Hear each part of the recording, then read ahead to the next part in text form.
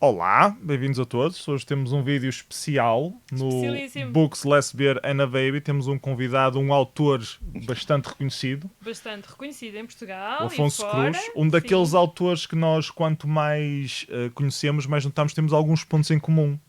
Sim, Tens-te aproximar nomeadamente, mais do microfone. nomeadamente cerveja. Cerveja, para começar. A minha está-se aqui a espumar toda, portanto estendemos antes que Pronto. isto corra mal.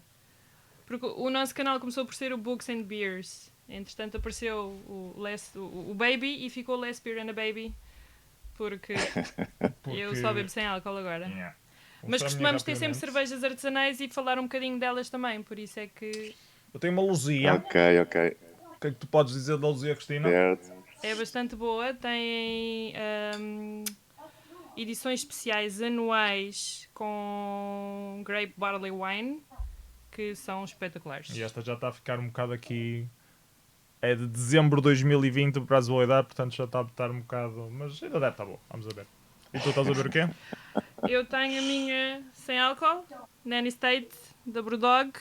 Pronto, é o melhor que se arranja. É uma hoppy Não há, ale. muito, não há Sim, não muitas é sem nada álcool mal. nem Free hoppy condições. ale. Então, Afonso, conta-nos um bocado. Tu és um bocado viciado de cerveja, ouvi dizer que também fazes e não sei o quê. De onde é que veio Sim, essa, sim. essa paixão? Epá, eu comecei a fazer cerveja já há bastantes anos. Eu comecei há mais de 20 anos.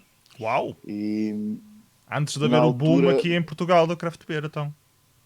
sim, eu comecei por comprar material a mandar vir da Inglaterra. E a curiosidade toda a obsessão, porque acabou por ser uma obsessão, começou porque a determinada altura estava a ler um livro de um monge do século XVII ou XVIII, um monge anónimo, e Belga, provavelmente, ele não? dizia que não, porque é alemão, alemão, mas dizia muito bem dos belgas, dizia que Os os monges belgas belgas e a cerveja e têm uma os grande tradição. ingleses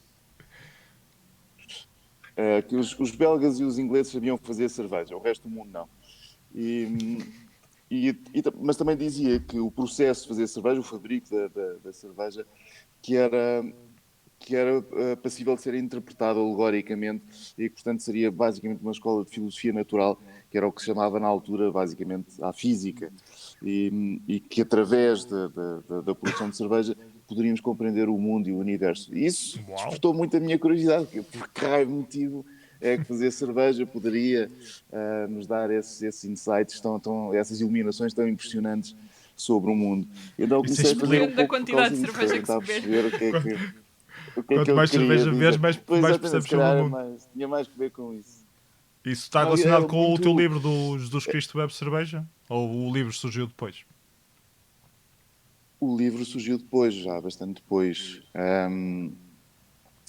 Aliás, entretanto, eu creio que há cerca de 2, 3 anos publiquei um livro sobre o álcool, que é um pequeno ensaio que Dos saiu ensaios da na Fundação. Fundação. Sim. Sim. E, e pronto, quer dizer, foi um tema que acabou por me entusiasmar, acabei por comprar depois material cada vez melhor, depois vários e E, vários livros, fiz e as, estás as ligado a devidas alguma peregrinações, cervejaria algumas. ou fazes só para consumo próprio?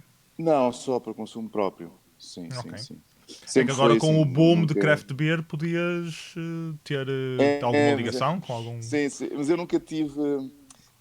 Nunca tiveste interesse Não, comercial nunca nesse lado. pensei, naquela altura, não, nunca pensei nisso e de qualquer maneira, se tivesse pensado, acharia que não seria comercialmente viável. Coisa que, aliás, já é uma coisa. Enfim, durante a minha vida aconteceram coisas semelhantes. Por exemplo, eu comecei a viajar de determinada maneira quando cá em Portugal era muito incomum fazê-lo. Ou seja, comprar um bilhete de avião para ir para a América do Sul sem ter nada marcado, etc. Isto no início dos anos 90. E, enfim, não havia. Eu ainda me lembrei, por acaso, e se alguém quisesse publicar alguma coisa que eu escrevesse durante as viagens? Não chegaste a escrever E nenhum livro de viagens?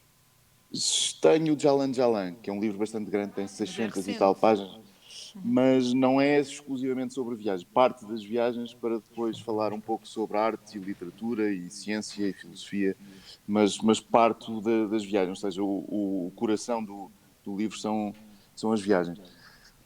Mas na altura lembro-me de pegar nas revistas que havia e folheá-las, e o que eu encontrava era um tipo de turismo completamente diferente, e portanto parecia que o meu tipo de viagem não se encaixaria jamais naquelas revistas. Porque os livros de viagens acabam por ser muito formatados àquele vais ao turista, vais a este hotel, vês este monumento, vês aquela coisa, Sim, faz este, mas hoje este em, claro, roteirozinho.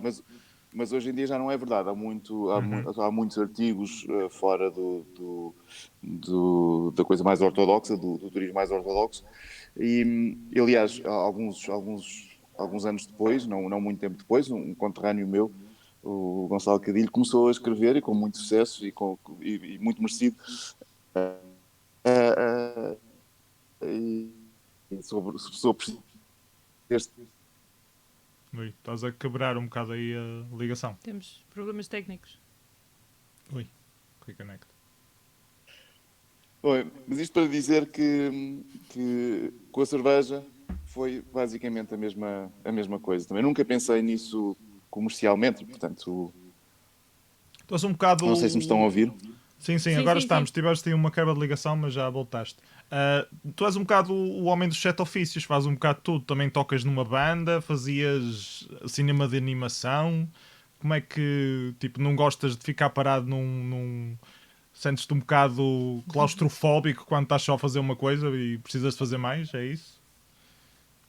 Preciso de desafios, isso preciso, mas acho que toda a gente precisa, mal ou bem. Eu sei que algumas pessoas gostam de alguma paz e tranquilidade, e às vezes sentem-se bem com isso e até desejam, mas e eu também, a espaços, mas tenho sempre sou sempre muito desassossegado em relação àquilo que produzo. Por esse motivo também, por exemplo, é difícil encontrar uma linha, por exemplo, no meu estilo de ilustração, encontrar um, características comuns de livro para livro que sejam de facto identificadoras daquilo que eu faço. Um, há ilustradores que se desenvolvem em determinado estilo e que fazem isso durante a vida, mas eu não consigo. Eu acabo um livro e Num estilo tento novo. ilustrar o próximo já de uma maneira diferente. O que, por um lado, para mim é mais gratificante, mas tem um defeito muito grande, que é eu estou a arriscar muito, ou seja, arrisco muito quando entro num estilo que não estou muito confortável e que estou ainda a desenvolver, ainda a aperfeiçoar, etc. E às vezes Depois, arrependo-me do trabalho. Na altura fico muito contente porque foi o que consegui fazer, mas com uma apreciação mais aturada, ou passado uns tempos, quando olho para aquilo que publiquei, penso, eu poderia ter feito isto bastante melhor.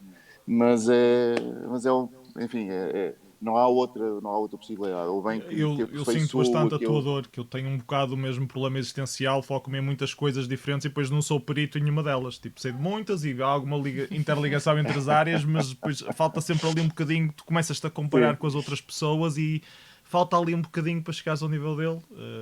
sim, pode ser. O que acontece muitas vezes também nestas coisas é que há pontos comuns que resolvem mais ou menos tudo. Por exemplo, à medida que vamos ganhando uma certa educação visual, não falhamos muito em relação àquilo em relação a determinados trabalhos. Pode não atingir o patamar que nós gostaríamos a determinada altura, mas a verdade é que, de uma maneira geral, precisamente porque fomos adquirindo essa educação estética, acabamos por ser mais ou menos competentes nessas coisas todas, ou pelo menos, ou muitas vezes acima da mediocridade. E isso é importante.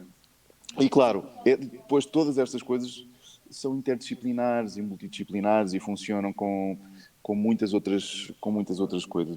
Por exemplo, eu quando estou a ilustrar ou quando ilustro, há uma série de conhecimentos que eu tenho de ter, seja de anatomia, ergonomia, antropometria, mas também de geometria, e portanto há toda uma série de conceitos e de coisas que nós vamos desenvolvendo a própria narrativa, a maneira como trabalhamos, mais metaforicamente, mais literalmente e por aí fora. E todas estas coisas que funcionam para a ilustração são aplicáveis a outras Outras expressões disciplinas. artísticas. Portanto, nesse aspecto também, quando se desenvolve estamos a desenvolver as outras de uma maneira invisível para elas, porque não estamos a aplicá-las diretamente, mas estamos a adquirir um tipo de conhecimento que mais tarde será valioso para produzir outro tipo de arte.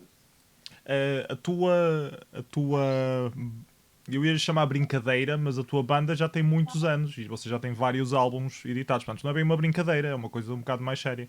E eu ia te perguntar, também existe bastante esta interdisciplinaridade entre escrever e ilustração e a música em si. Não sei se queres falar um bocado sobre isso ou se Sim, parece sim, demasiado óbvio. sim, claro, existe. Existe. Mas a nossa banda, houve um momento a determinada altura nós achámos que poderia ter outro rumo, mas aos poucos e porque todos temos outros trabalhos, outras profissões, Em na Portugal é um verdade bocado foi... comum as bandas nunca estão focadas 100% em fazer música. São muito poucos. É uma pequena elite Sim, que claro, só faz claro. música.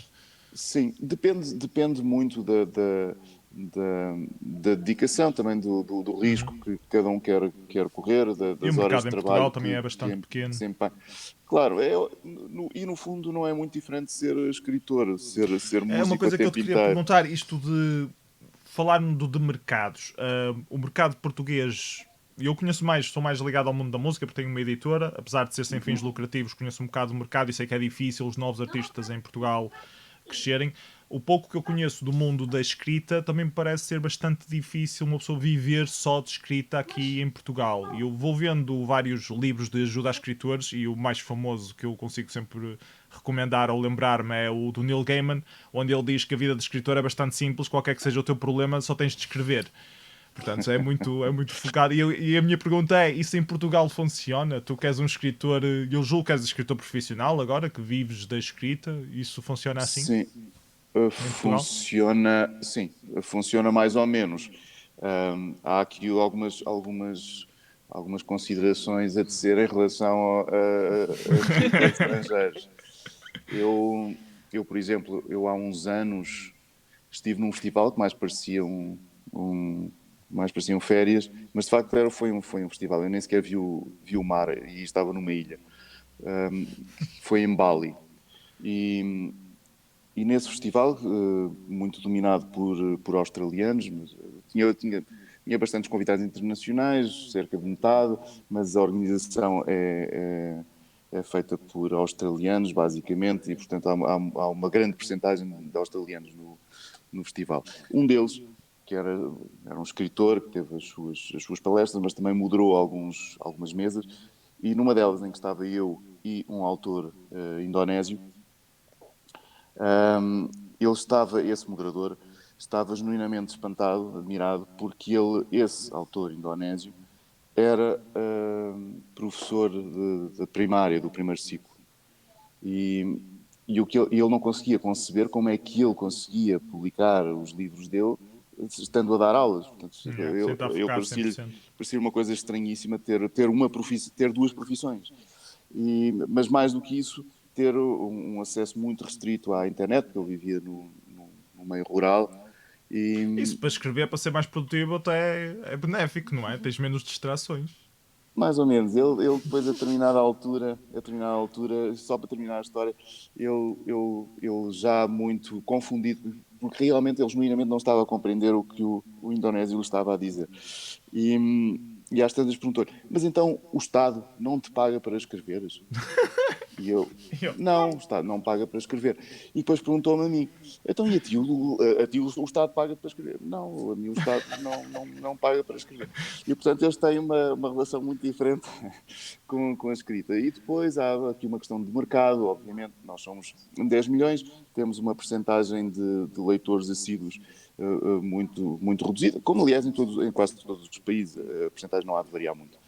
a proporção, não há de variar Nós muito. falamos Mas, muito do mercado, por exemplo, do Reino Unido, que parece que, pá, aquilo é como se fossem filmes. Quando editas um livro novo, há publicidade em todo lado e há monte de gente a comprar. E, claro, mas a questão é que as editoras inglesas distribuem no mundo todo. Normalmente eles compram os contratos para a língua, o que significa que eles vão vender aqueles livros não apenas nos países de língua oficial inglesa, que não são poucos, e portanto são mais são, que os portugueses. é uma quantidade gigante de países e de falantes de inglês, mas como segunda língua o inglês é dominador. E, portanto, o que acontece é que também vendem em todas as livrarias que têm uma secção de inglês, de livros ingleses, que são praticamente todas. Hoje em dia não deve existir livraria nenhuma, ou quase nenhuma, que não tenha uma secção de livros estrangeiros. E nessa secção privilegia-se o inglês.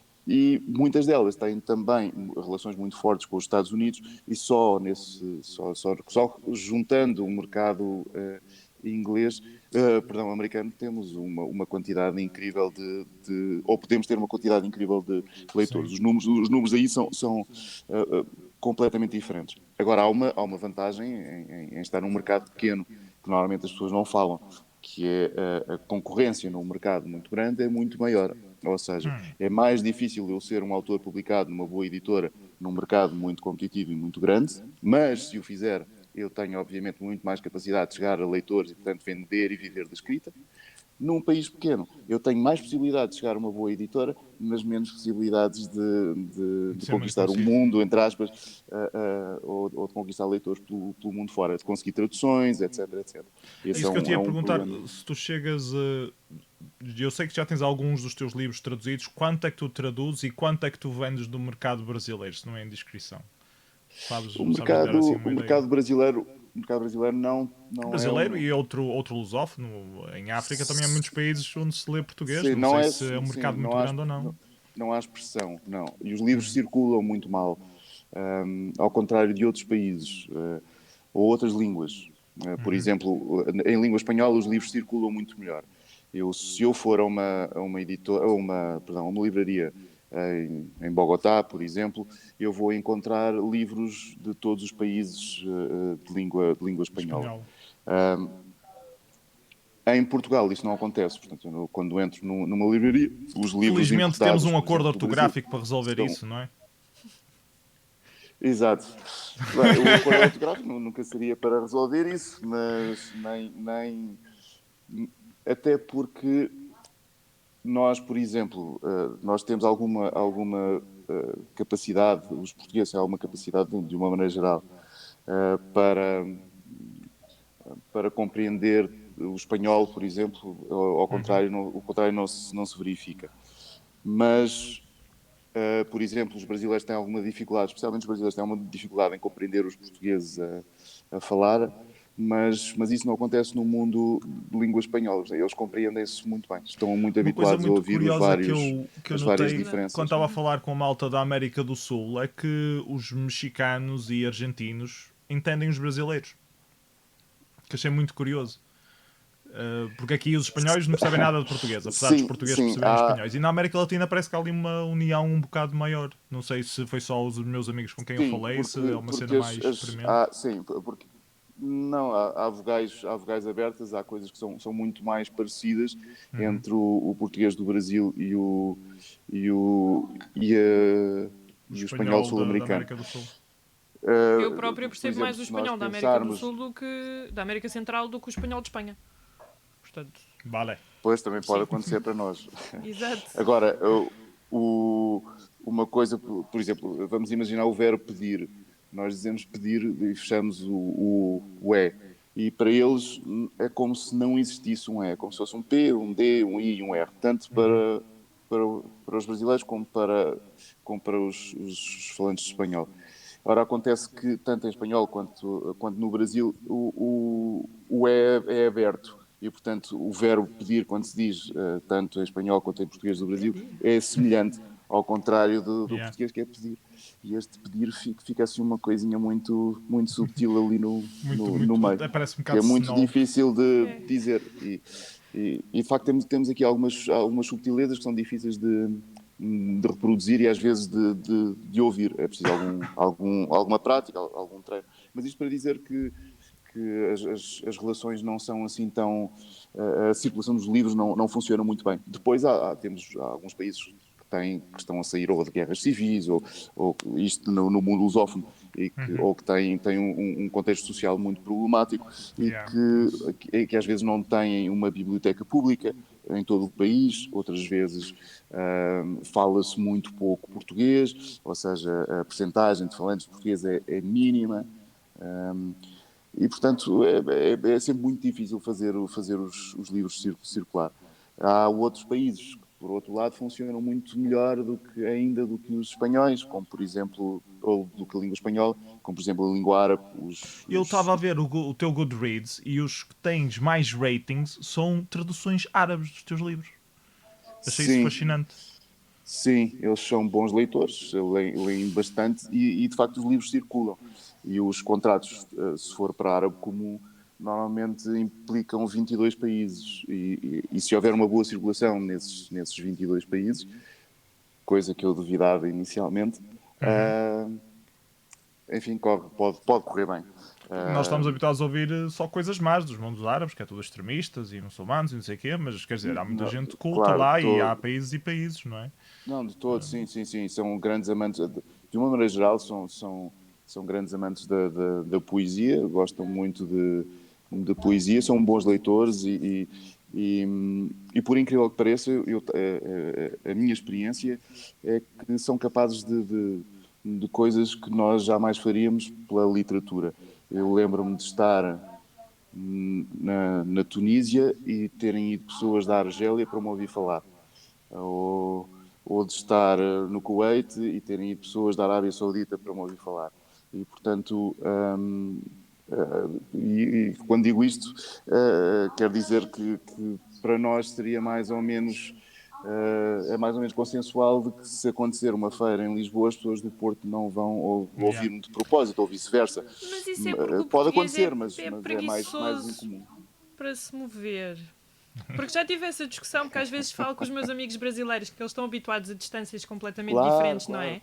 E nós reclamamos de uma viagem Lisboa-Porto, o que é ridículo. Nós reclamamos de uma viagem de 7 km. Eu vivo num Exato, concelho muito também. isolado e aqui há uma centralização também. Ou seja, da mesma maneira que existe uma centralização da cultura em grandes centros urbanos, em Lisboa, Porto, Coimbra, aqui neste concelho onde vivo, é também na sede do concelho que as coisas se concentram. E se nós tentamos fazer uma coisa na aldeia, toda a gente reclama, mas aí não vai ninguém.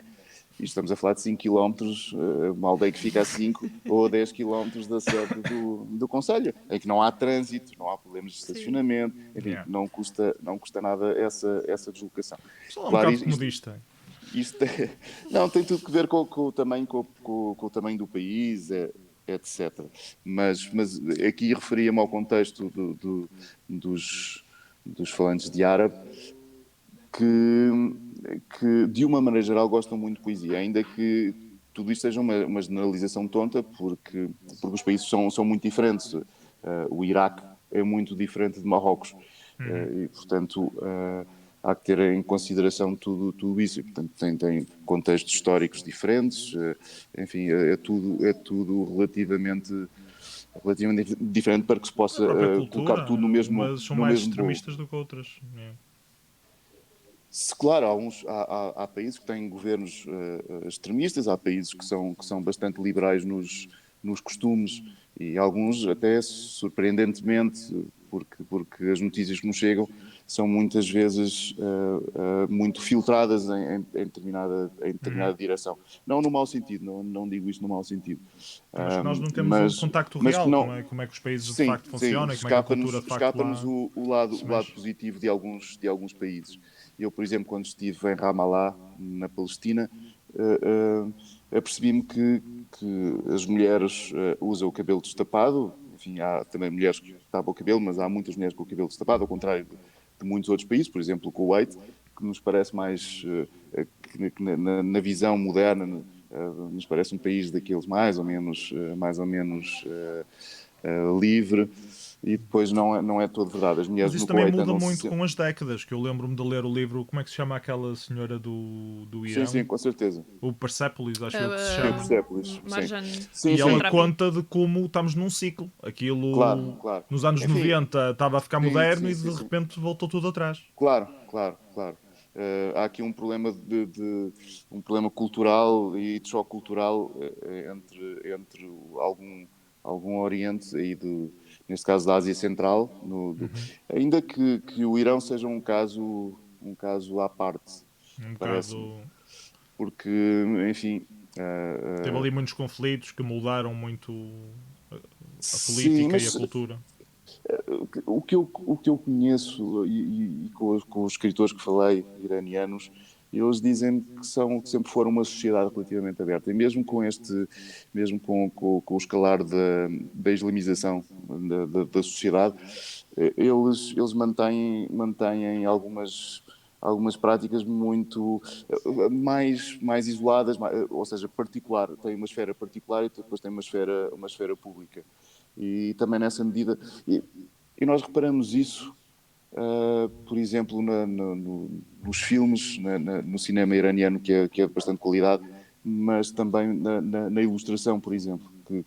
Alguns dos melhores ilustradores que tenho visto são precisamente do Irão.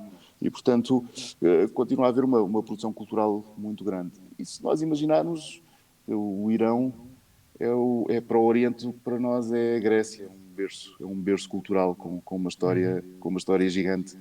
E, e é um país, e é também um país com uma grande diversidade cultural, que absorveu também muitas culturas de fontes de origens diferentes. Um, e é por isso também um país muito, muito interessante. Mas, como dizia, um pouco à margem dos outros. Nós muitas vezes olhamos para o Irão e para o Iraque como a mesma coisa, sendo que nem sequer a língua é a mesma. Yeah. Ou melhor, a língua maioritária nem Para sequer nós é é, tudo igual, é uma coisa ali no Extremo Oriente, onde a é a América está mesma. lá a mandar umas Sim. bombas. Para nós Isso é não, culpa, não interessa nada. culpa Só quando vamos das mesmo lá notícias. ou conhecemos pessoas lá e começamos a ter Claro, uma claro. ideia mais, E mais isto formada. é só para terminar a questão de Ramallah. hum, o que eu encontrava, estive em N bares à noite, em restaurantes, há lojas de álcool abertas durante o dia, Não é suposto ser e proibido o álcool lá? encontrava... Não, não, não. O álcool é proibido, creio que em 3 países. Hum, a Arábia Saudita, o Kuwait, não sei se a Líbia... Se enfim, calhar a mas... Europa do Norte tem regras mais restritas com o álcool do que, do que esses países. Mas isso é porque já ah, sabem que o pessoal bebeda-se demasiado. Isso Mas, já é outro, enfim, outro controle. há sempre aqui um estigma social com o álcool, porque numa religião em que o álcool é proibido, o seu consumo é proibido, é sempre mais difícil o consumo. Às vezes faz-se de maneira mais ou menos recatada, É discreta, privada. ah, Desde que não se ou, mostre ou em publicamente, hotéis está tudo bem. ou em hotéis estrangeiros, por aí. Mas no caso, por exemplo, de Ramallah, não. Eu saía, eu saía para jantar, por exemplo, e via 2 mulheres a beberem vinho sozinhas, ou uma mulher sozinha a beber vinho, ou uma mulher com um grupo de homens, ou várias mulheres com um grupo de homens a beberem vinho ou cerveja juntos. E, portanto, era relativamente comum. Um, Claro, esta não é a visão que temos de Ramallah. Outras cidades mais antigas da Palestina são sociedades mais conservadoras e, portanto, encontramos ali já um tipo de roupa um pouco mais Mais tapada. conservadora. Mas é curioso, eu há uns tempos estava com um amigo em Tunis e ele é de lá, a mãe é do campo e ele estava a dizer, e viu passar uma família e nessa família vinham duas raparigas jovens, uma delas com calças de ganga, assim, rotas e tal, assim, bastante ocidental na sua maneira de vestir. Uh, e a outra irmã tinha o cabelo tapado, portanto, Era o e oposto. vestia-se de uma maneira mais tradicional. E ele estava a dizer, eu nunca percebi isto. Eu, como assim nunca percebeste isto? Nunca percebi isto. Na minha família também era assim. Tinha uma irmã que não sei o quê, outra irmã que não sei o que mais. E quer dizer, imagino eu que seja como em Portugal, quer dizer, há pais conservadores que têm um filho hippie, Um punk, filho é metaleiro e o outro qualquer é todo coisa, arranjadinho. É e o Betinho. outro decidiu ser economista, não sei. Portanto, há aqui acho perfeitamente normal que seja assim. E muitas vezes não há assim por vezes há aqui um atropelamento gigante daquilo dos direitos humanos. Outras vezes é simplesmente um fator cultural. Todas as sociedades têm as suas fronteiras, os seus limites, uns chegam até determinado ponto, outros chegam ao outro. E, curiosamente, há um caso que me fascina, porque a determinada altura eu estava, já há muitos anos, eu estava em Marrocos, em Marrakech, e há uma rapariga que está a escrever uma carta a um namorado, e eu estava a conversar com ela e perguntei-lhe onde é que vivia o namorado. Ela disse, o meu namorado está a estudar em Barcelona. E disse, ok, então e depois, quando ele voltar, vocês casam? Sim, quando ele voltar, nós casamos.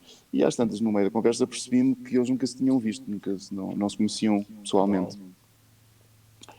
E disse, isso a mim parece-me impossível, casar com uma pessoa que não conheço pessoalmente. E ela respondeu-me assim, isso é porque vocês aqui entendem-se ocidentais, vocês não são românticos. E A verdadeira beleza é interior, não é? Se tu conheces as verdade. pessoas por cartas, uma desde que coisa- elas sejam honestas, conheces-la melhor, se calhar, do que... ela acha que se estavam a conhecer espiritualmente e, portanto, o corpo era irrelevante para a questão do amor.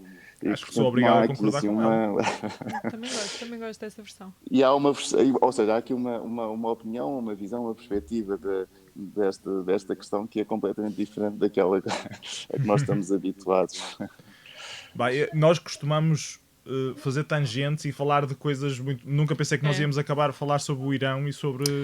Mas agora ainda nessa versão romântica, mas adaptada aos tempos modernos, nós começámos a falar num fórum da internet. Não é verídico, portanto, as coisas mais esquisitas já aconteceram. Exato. Portanto, nós conhecíamos por escrito antes de nos conhecermos pessoalmente. Sim. Portanto, é quase a mesma coisa. É quase a mesma coisa. Quase a mesma coisa. O que é que eu queria perguntar? Já que estamos a falar de aldeias globais e essas coisas, achas que a cultura tende para se unificar, para haver a destruição da cultura? Hoje em dia há muito... Eu não quero tornar isto um debate político, portanto, se calhar não devia estar a fazer esta pergunta, mas pronto, já aqui a comecei, agora vou acabar. Há muito o extremismo do ultranacionalismo e os comunistas que querem ser tudo uma aldeia global, onde toda a gente faz tudo e não há cultura para ninguém. Eu acredito pessoalmente que nós tendemos a misturar as culturas, que elas nunca acabam por se destruir completamente, vão ser mudando, alterando, desenvolvendo, mas que acaba por sempre ser uma mescla, não só... Não sei se ouves o carro a apitar, mas está ali um carro a apitar lá fora. Acaba por ser uma mescla de diversas coisas, mas que vai evoluindo, e com o carro a apitar já não sei qual é que era a minha conclusão. O que é que eu queria dizer? Deixa eu ver se me lembro. O carro acabou. Portanto, que as culturas vão se globalização, unindo, por um vão se lado, evoluindo, mas que nunca acabam por se destruir, e que com a comunicação sendo mais direta, graças à internet e aos satélites e essas coisas todas, acabamos por ter mais troca cultural entre os diferentes polos e mais nichos, que isso pode ser...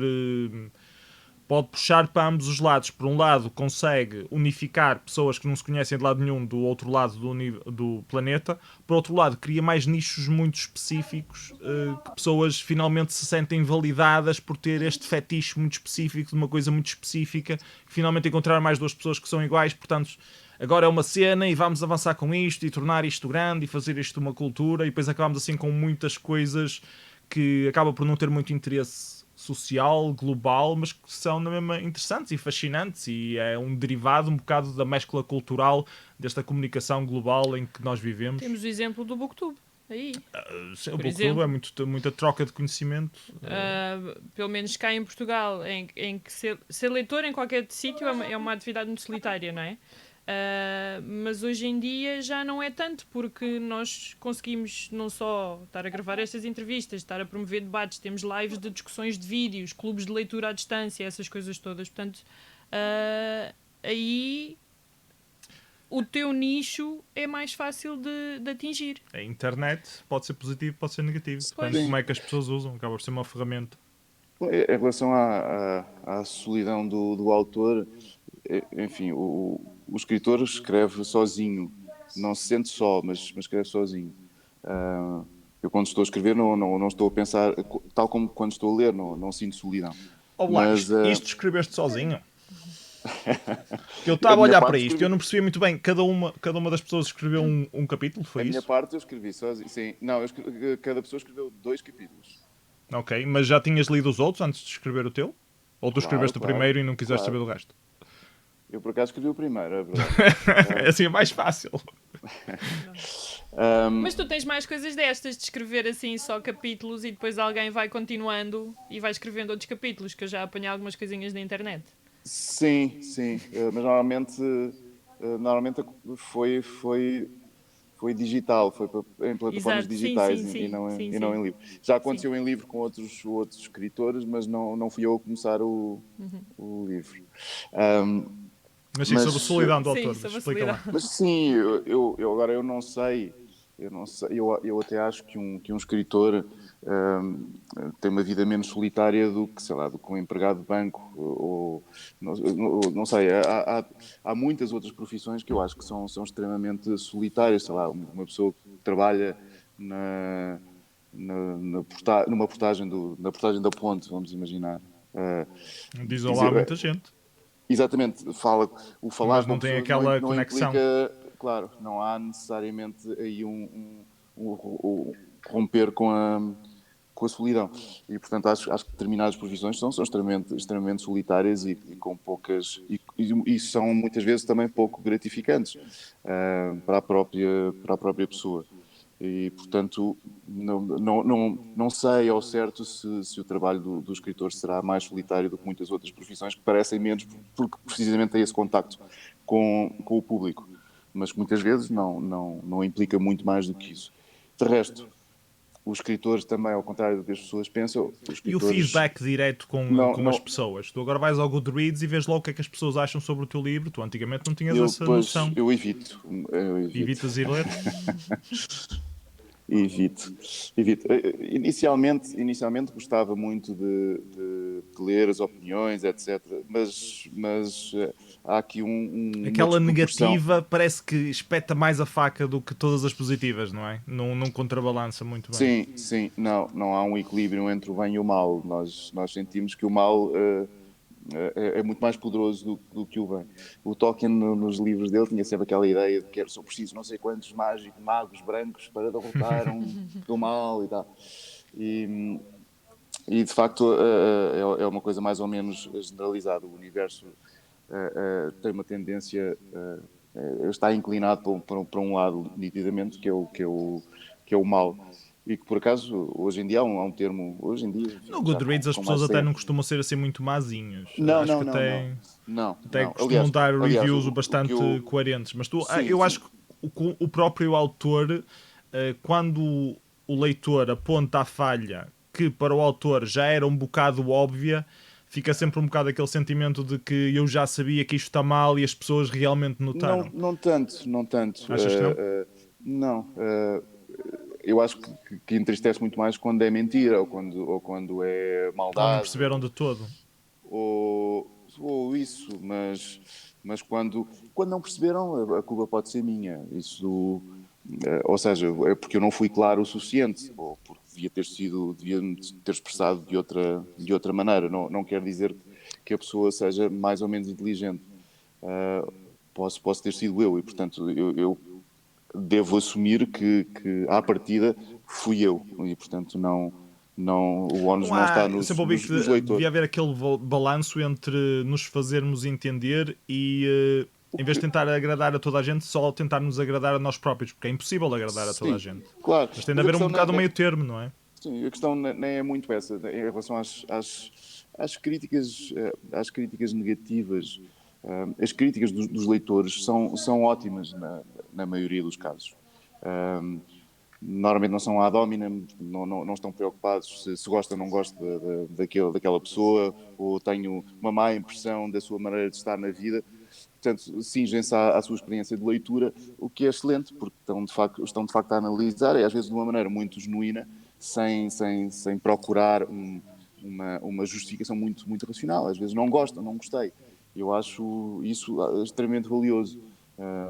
Porque não, às vezes arranjamos uma justificação simplesmente para poder ter alguma sustentabilidade para o nosso gosto, e às vezes é só isso, não gostei. E eu admito perfeitamente isso, muito mais do que usar depois uma justificação que não se coaduna com aquilo que está escrito, ou que foi escrito, ou pelo menos comparando com outros livros que abordam o mesmo problema, ou a mesma temática, ou o mesmo estilo de escrita, ou o que for.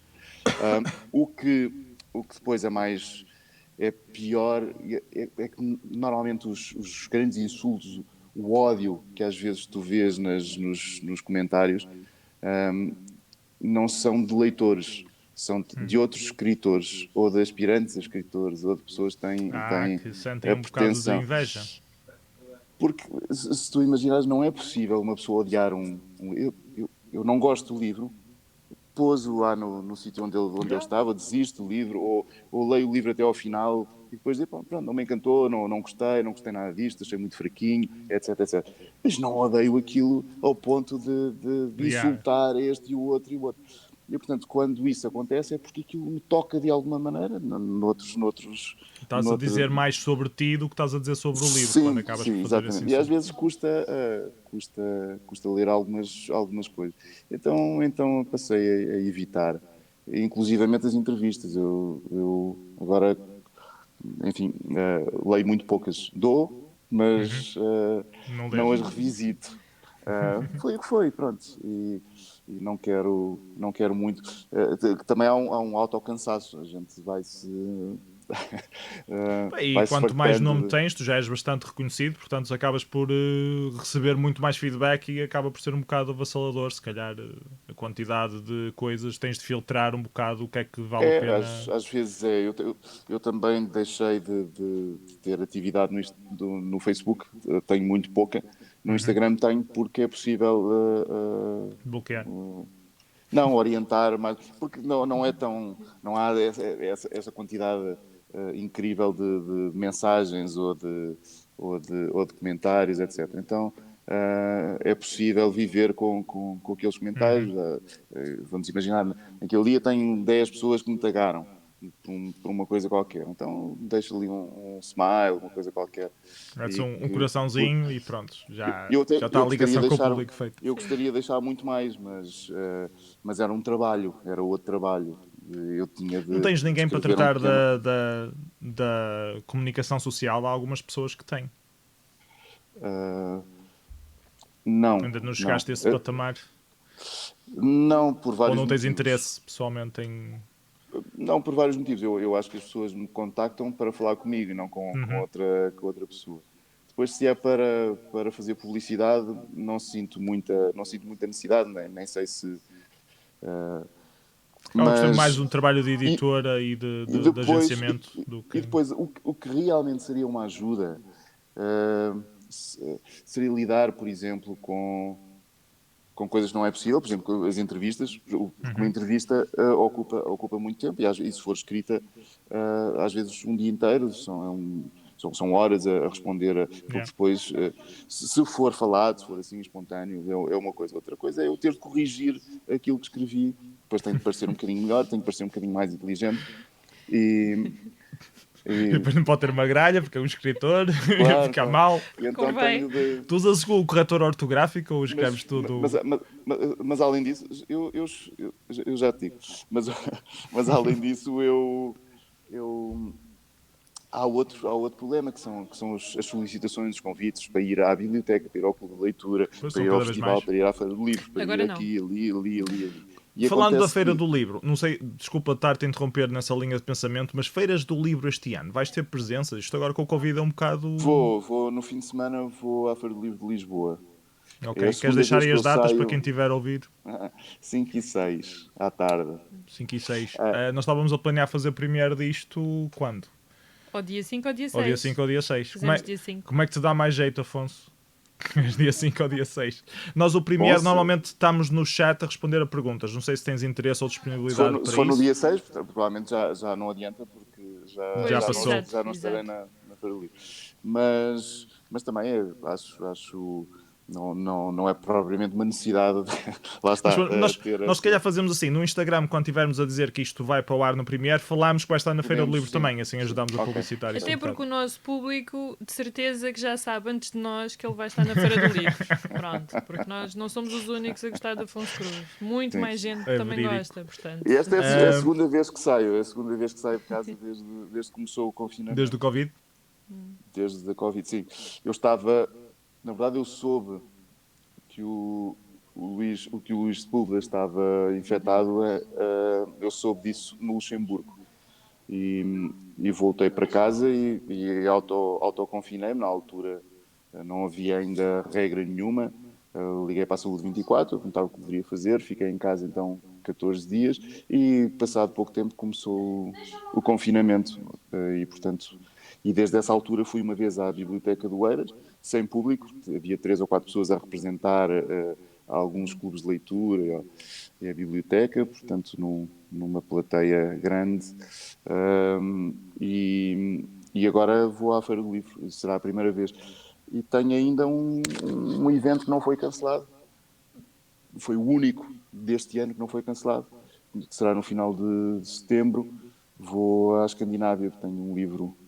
A Saiu há pouco Escandinávia tempo a parece Boneca ter de um Cocós. bocado mais controlado do que a Europa do Sul. É porque eles já fazem o distanciamento Já social fazem normalmente. distanciamento social normalmente. Eles é olá Sim. e está feito. Eles estão habituados a outro tipo de contacto social, é verdade. Nós estivemos a Eu- viver na Finlândia uns quantos anos, portanto conhecemos bem a cultura lá. Não sei se tu Ok, foste muitas vezes à se calhar. Escandinávia, mas nós conhecemos Não fui aquilo bem. muitas vezes, fui. À Finlândia fui 2 vezes, mas nunca fui por causa dos livros. Também espero que não tenha sido por causa da cerveja, porque não é grande espingarda. Eles agora já começam a ter mais. Já tem, sim, mais exatamente. craft Agora já. Sim. É verdade, nós falámos de cerveja, mas não chegámos a falar qual é a tua cerveja favorita. Queres-te desbroncar ou é segredo? Sim, a Rochefort 10, Rochefort 10. Ok. A Rochefort, sim, És da escola dos foi- belgas, então. sim, foi desde que experimentei, desde que havia a primeira vez que achei uma E cerveja. sours e cricks, não gostas desse tipo de coisas? Gosto muito menos, também por falta de hábito. Eu acho que é um tipo de cerveja. Eu um também não pouco gosto. como A Cristina ainda é gosta preciso disso, mas é preciso aprender a gostar. Nós vamos aprendendo a gostar desse tipo de leveduras e do sabor que elas dão, que às vezes é muito intenso. Eu lembro que a determinada altura, e conhecia muito mal os estilos, comprei uma Faro. E comprei a Faro por uma curiosidade, porque há este tipo de cerveja, que é na verdade uma lambic, e, e chama-se Faro, e eu já ouvi 2 histórias, não sei se alguma delas é verdade. eu acho que Uma eu provei delas, essa faro. Já provámos lá, na Bélgica. Sim. exato, e que tem que ver com Faro, em Portugal, no Algarve. Ah, Agora, ok. Está relacionado com Portugal e tudo. sim, eu já li 2 histórias. Uma era que na altura, era feita por mulheres em Faro e que os barcos, quando passavam, os barcos, não sei se holandeses ou quando iam para a Índia ou não sei para onde, passavam por aqui, ou holandês ou Lambiques dos Países feitas em Baixos. faro, não me acredito. Também já Não ouvi falar acredito. que foram os ingleses que paravam ali quando levavam esse tipo de cerveja, não sei para onde, paravam em Faro e acabou por ficar conhecida por Faro. E portanto que a Eu não cerveja conheço muito não bem a era história de das lambiques, Faro. por acaso não sei se tem a mesma secularidade que os outros tipos de cerveja têm ou se é uma cena mais recente. Sempre fiquei com a ideia que é uma cena recente, mas se calhar não é. Se calhar estou A enganado. questão, Não, vão de ser as mais antigas, como são feitas com leveduras selvagens e não com leveduras domesticadas, vamos dizer assim, e porque as leveduras são conhecidas muito tarde na história da cerveja, este era o tipo de fazer, ou melhor, fazia-se cerveja deste tipo em todo lado, na realidade. Agora, aqueles vales da Bélgica têm um ecossistema favorável a este tipo de... E provavelmente melhor, não faço ideia. Ainda que agora as pessoas estejam a tentar fazê-lo e a reproduzir, entre aspas, ou criar cervejas do género, com leveduras selvagens, numa série de outros lugares, e a usar leveduras encontradas não sei onde. Por exemplo, o João Brazão da Trevo faz isso com algumas universidades. Alguns investigadores descobrem determinada levedura em determinado sítio e ele usa essas leveduras e experimenta fazer uma cerveja com essas leveduras. E, portanto, poderia ser, e não é impensável, que houvesse uma cerveja desse tipo em Faro, que fosse levada depois para a Bélgica e que fosse desenvolvida mais tarde de outra maneira, mas que, inclusivamente, até as leveduras originais poderiam ter ido, se já as conhecessem ou se já as pudessem cultivar, e que depois fosse uma mistura híbrida entre leveduras selvagens do ar com as outras. Mas eu creio que não, porque a Faro não tem essas características. Mas aconteceu, por exemplo, a Orval é um exemplo desses. Tem leveduras misturadas, tem leveduras selvagens. Gosto bastante de Orval, por acaso. Eles criaram as suas próprias leveduras, que é uma coisa que nós sempre fizemos com o pão da casa, o que se chama o pão da casa, e que agora teve muito na moda com o confinamento, que é o sourdough, que é fazer um pão com leveduras apanhadas do ar, que são estas leveduras selvagens, não usar os pacotinhos de levedura que compramos aí assim. Então, com estas leveduras, nós não controlamos tão bem o processo, elas têm outras características, um pouco como quase todas as coisas selvagens, provavelmente atuam com menos, demoram mais tempo a agir ou reagir, se calhar com menos potência, o que é um pouco como, por exemplo, comprar beldroegas de cultivo ou apanhar beldroegas no campo. São duas plantas que normalmente diferem pela dimensão, pela largura. Tu conheces as beldroegas porque vives no Alentejo, certo? Que eu ouvi dizer que as beldroegas é uma cena muito alentejana. A Cristina é que me ensinou o que são beldroegas e eu fiquei...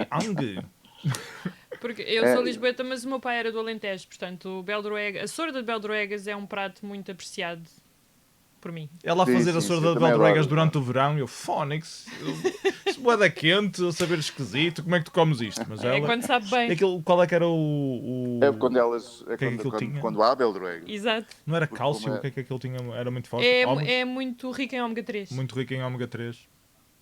Okay. Então, quando estávamos a precisar do boost de ômega 3, mete beldroegas em vez de comer peixinho.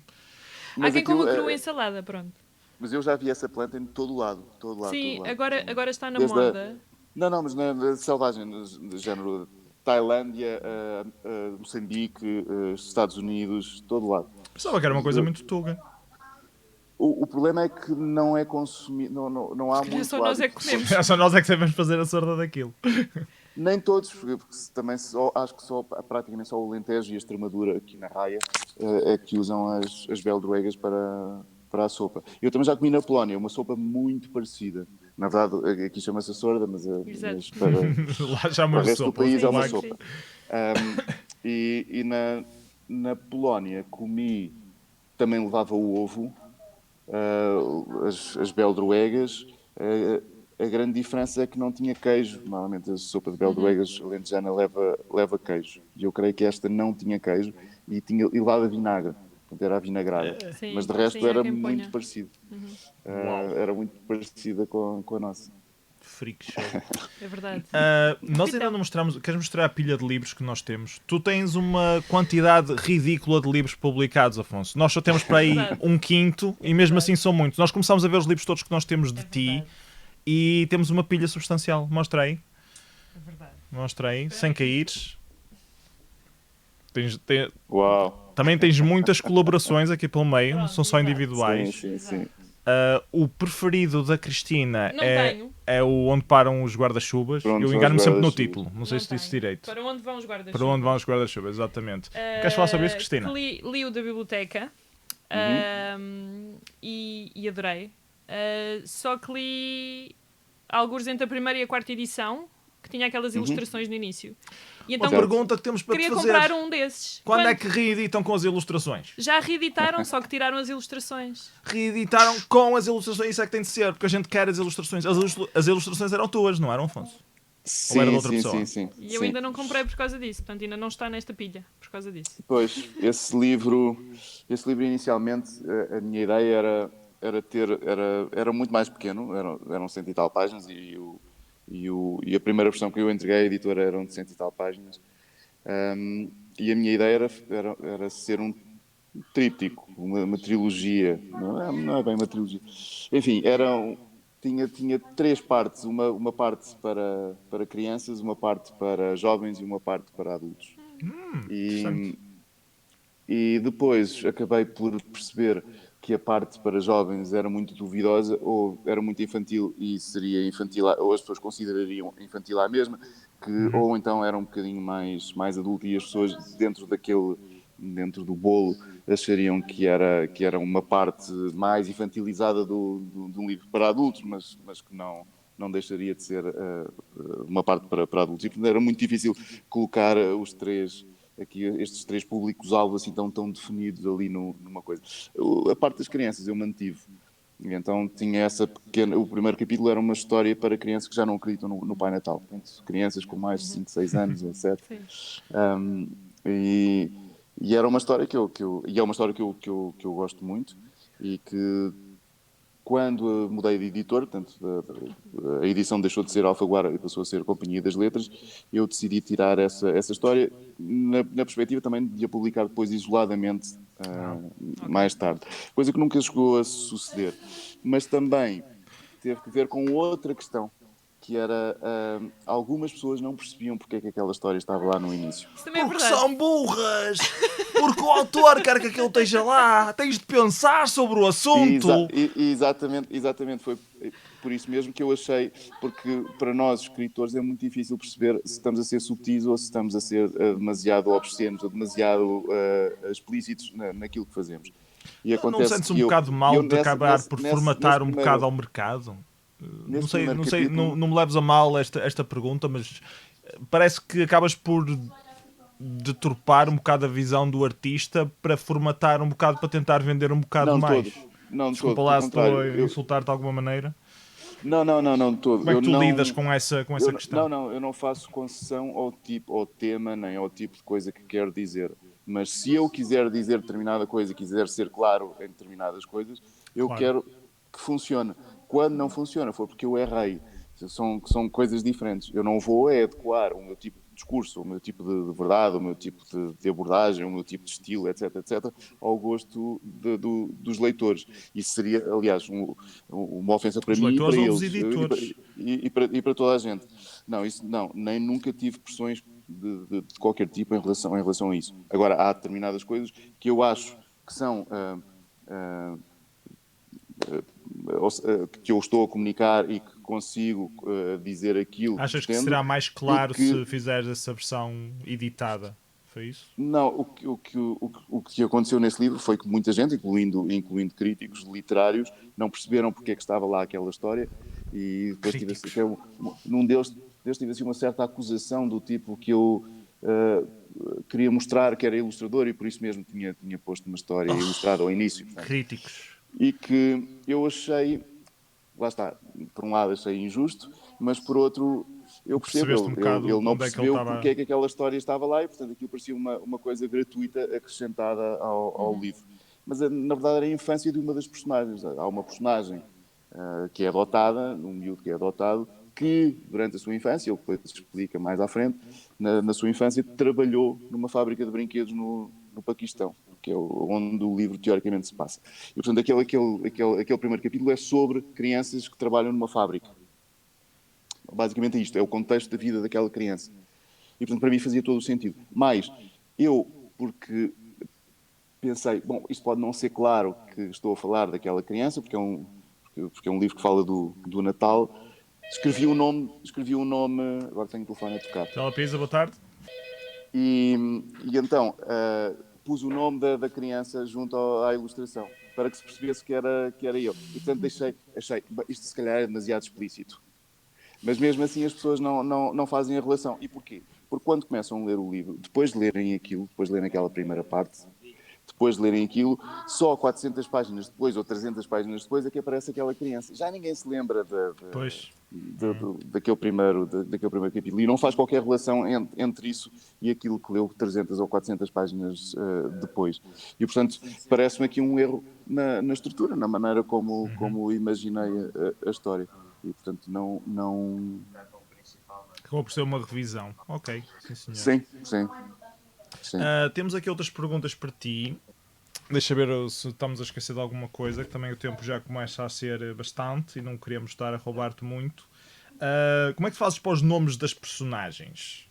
Vem assim ao calhas, porque isto surgiu porque tu chamas-te Afonso, nossa criança chama-se Afonso. Nós estávamos a tentar arranjar um nome não muito original, mas a começar por A, para ser a primeira pessoa chamada antes das Anas. Antes das Anas. Queríamos Alfredo, mas depois Alfredo era assim um bocado, era o mordomo do Batman e não sei o quê. Vamos para Afonso porque há poucos, e afinal é o nome mais escolhido nos últimos 2 anos. Pois. Tu tinhas muitos Afonsos quando eras pequeno? Não, é um nome... não. Conheci um. Agora está mais na moda. Já era adolescente, era muito raro. Aliás, as pessoas faziam sempre a piada do Afonso Henriques. Afonso Henriques. Exato. E que, na altura, pronto, fazia algum... Porque era raro. O meu avô chamava-se Afonso. E nós escolhemos também achar que era raro. Depois vamos a ver a listagem dos nomes mais comuns e tem lá Afonso. E nós, então agora vai ser 34 mil Afonso. Mas eu por acaso, sempre achei um problema isso de ser o primeiro a ser chamado na escola, por exemplo. Eu ficava sempre muito invejoso da Zaida, porque tinha mais 2 minutos para preencher, para acabar o teste. Para pensar ou era o primeiro a ir ao quadro e ela tinha 30 alunos para perceber o que é que iria fazer ao quadro, mais ou menos. Depois, entretanto, a aula já acabou e não sei o quê. Mas isto para perguntar o quê? Nomes de personagens. Tu pesquisas mais ou menos culturalmente a personagem, um nome mais comum, ou tiras assim um nome à sorte, revês várias vezes? Como é que tu fazes para arranjar os nomes? Depende. Há muitas maneiras de o fazer. O meu primeiro livro... não foi o meu primeiro livro, o meu segundo livro. Eu trabalhava numa agência de publicidade e nós jogávamos todos um jogo de management de futebol. Mas era com jogadores inventados e, portanto, aquilo tinha um software aleatório que criava nomes, ia buscar apelidos e nomes principais de determinados países e aleatoriamente juntava aqueles nomes. E, portanto, os jogadores que nós tínhamos eram nomes inventados por esses jogos. Muito bom. E o que é que eu fiz? Comecei a usar os nomes desses jogadores. Portanto, eu tinha personagens que eram o meu defesa central na altura, o meu lateral esquerdo e por aí fora. O meu atacante lituano, comprava um atacante lituano, agora preciso de um lituano.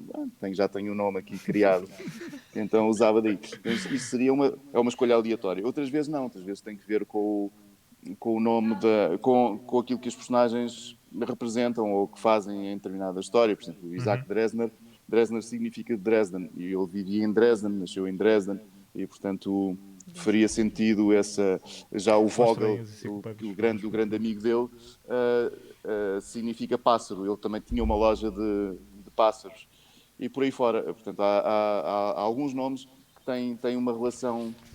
Já que estamos a falar das enciclopédias, de onde é que surgiu esta ideia maluca de fazer uma enciclopédia? Porque eu perguntei à Cristina, mas o que é isto? E ela disse, é uma enciclopédia. Mas uma enciclopédia de quê? Uma enciclopédia universal, mas que tem tudo. Da história universal.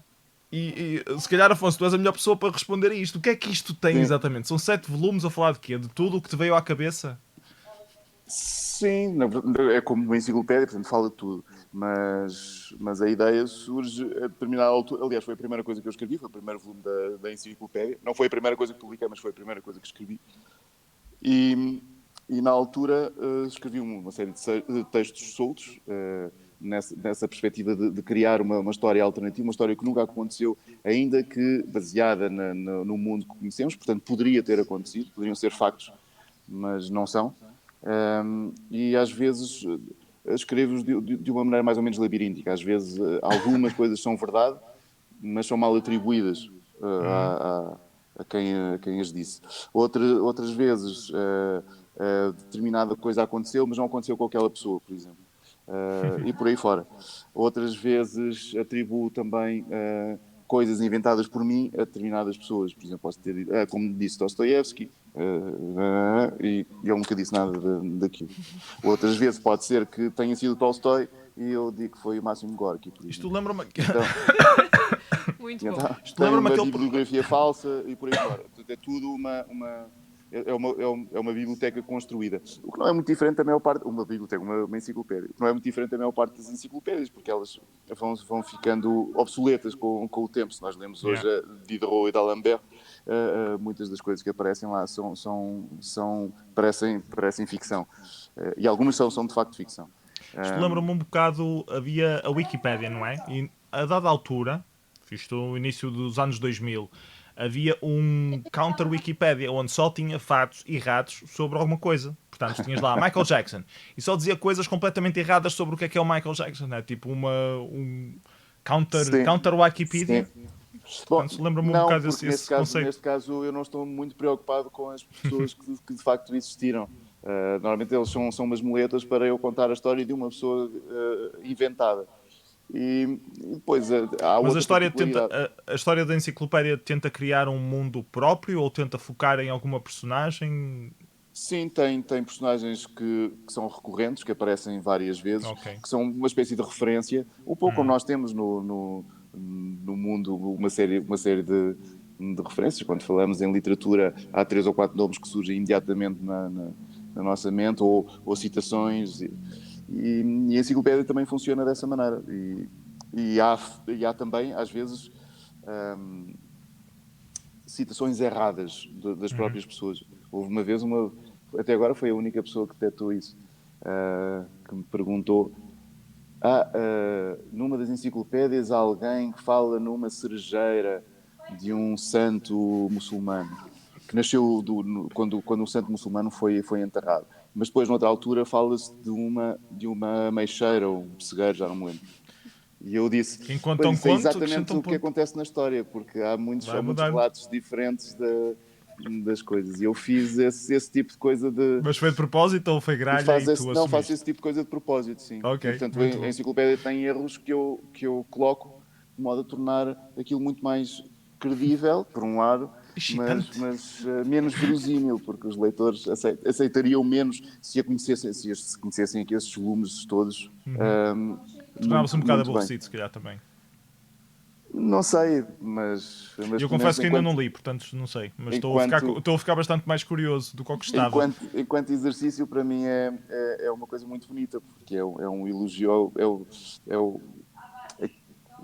o elogio que eu consigo conceber mais bonito à ficção, porque o que eu estou a dizer é que nada do que aconteceu importa realmente, senão para justificar a ficção. A única coisa que importa nestes livros são a ficção. E que muitas vezes aprendemos mais com a ficção. Aliás, enfim, é um dado adquirido, mas nós aprendemos mais com a ficção, ou aprendemos tanto com a ficção, do que com a experiência, ou com a história, porque na realidade é a imaginação aquilo que nos permite criar novas coisas. Se hoje estamos a falar aqui, foi porque alguém imaginou isto. Se temos uma mesa, foi porque alguém imaginou uma mesa. Se temos uma cadeira, porque alguém imaginou uma cadeira. Ou se temos roupas, óculos, ou o que for, é porque alguém imaginou isso. E, portanto, há aqui este lado ficcional, o lado da criação, é uma das vertentes da ficção. Enquanto a ficção, a fantasia, não é necessariamente aplicável, é mais livre, a invenção é uma parte desta ficção que pode ser aplicada à realidade e ao dia-a-dia. Mas quase tudo o que nós fazemos e temos, e daí a sua importância capital para a nossa sobrevivência, para o nosso conforto, etc., depende da nossa capacidade de ficcionar. O Gaiman dizia uma coisa parecida, que a ficção era algo que nos puxava. Nós somos muito fãs de Neil Gaiman, o autor. Também. Não sei se tu conheces, se é algo que tu gostas. Conheço, claro. Ok, ainda bem então. Tinha aqui várias perguntas para ti. Escrever para teatro, que é outro dos pontos de ligação que eu notei do Afonso Cruz com Books Less Beer and the Baby. Eu tenho uma editora e eu estou a editar uns álbuns de um artista chamado Mpex, nome artístico Mpex. O senhor artista Mpex fez banda sonora para umas peças de teatro com o texto de Afonso Cruz. Portanto, havia Camus, o Criado de Deus, e havia outro que era As flores de plástico. As Flores de Não, Plástico. o nome é mais O comprido. cultivo de flores de plástico. Como é que Era o tu cultivo de acabaste flores de de escrever plástico. para teatro? Eles pegaram num livro que tu tinhas e adaptaram, ou escreveste especificamente para teatro? Como é que surgiu isso? Não, o cultivo de flores de plástico foi a primeira peça que escrevi e que foi uma ideia, enfim, foi um pedido da Ruth Rocha, do Gato Cladra, que criou um texto original para encenar. E eu escrevi, e ela deu, enfim, sugeriu um tema que depois eu achei bastante desafiador, que foi trabalhar com sem-abrigo. Então passámos 2 noites com sem-abrigo e escrevi então essa peça baseada em vidas ou em testemunhos que fui ouvindo, que depois alterei de modo a fazer daquilo ficção, mas alguns episódios têm um fundo mais ou menos real. Então escrevi essa história sobre 4 sem-abrigo, que foi a primeira peça que escrevi. Depois há muitas que foram adaptadas de outros livros, às vezes livros que foram escritos para teatro e outros que não. Mas entretanto escrevi vários para crianças, participei já com muitos grupos e companhias diferentes. Tenho trabalhado num projeto muito bonito em Monchique, que se passa nos lagares de Medronho, na Serra, e eu escrevo textos sobre o Medronho, eu e o Sandro Williams Junqueira. Então, mas não era a cerveja que estava no fundamento de tudo, agora já é o medronho? Não, é o ajuda a álcool. coisa, O álcool é que está no fundamento. E então comecei, junto com ele, uma ideia do Giacomo Scalisi, a criar textos para esses lagares. E tem sido uma experiência incrível. Há imagino 2 autocarros que levam pessoas até ao meio da serra à noite para comerem e ouvirem estas peças dentro E é dos no próprios lagar? lagares. Dentro dos próprios lagares, sim. Normalmente há Mas são lagares, eu só 3 ou conheço os 4. lagares de vinho daqueles de casa, estás a ver? Que levam Isto é assim, dá para fazer um barril ali, o pessoal vai lá, uns sim, 4. às Mas vezes que tamanho é que é o lagar que 20, estás a falar? 20 pessoas cabem lá Ui, dentro, é um às senhor vezes. lagar então. É grande. Sim. Sim, há sempre, eles precisam sempre de espaço para guardar uma série de coisas e para trabalharem, enfim. Porque se vocês imaginarem a quantidade de bidões ou barris de medronho que ficam ali a fermentar durante meses. Então, Para mas o lagar é depois... onde tu pisas. Depois sai e vai para uma E eles adega. fazem tudo no mesmo sítio, sim, eles Vai fazem tudo fazendo no no mesmo mesmo sítio. sítio, ok. Sim, Ok, sim, então é é grande, sim, tudo no sim. mesmo sítio. Está bem. Quer dizer, Então há o uns, edifício em si é que é um lagar, há ok. uns que são muito pequeninos, às vezes o espetáculo é feito fora, há outros que são dentro. Normalmente há aqui umas 20 pessoas por cada lagar e que depois vão cruzando no meio da serra. Às vezes encontramos uns a caminhar para um lado, a caminhar para o outro. Às vezes podem ser também em sítios, em aldeias diferentes e, portanto, implica outra deslocação de autocarro. Mas está sempre cheio e tem muita gente, esgota sempre e tem corrido muito, muito bem. Monchique está lá. Monchique está Sim. ativo. Parece-me bastante interessante. Falaste de livros infantis. Como é que é a experiência de escrever para livros infantis? É mais fácil? É mais difícil? Há mais mercado? Vem do melhor? Vem do pior? Não sei. Não há uma resposta taxativa para nenhuma dessas perguntas. É diferente.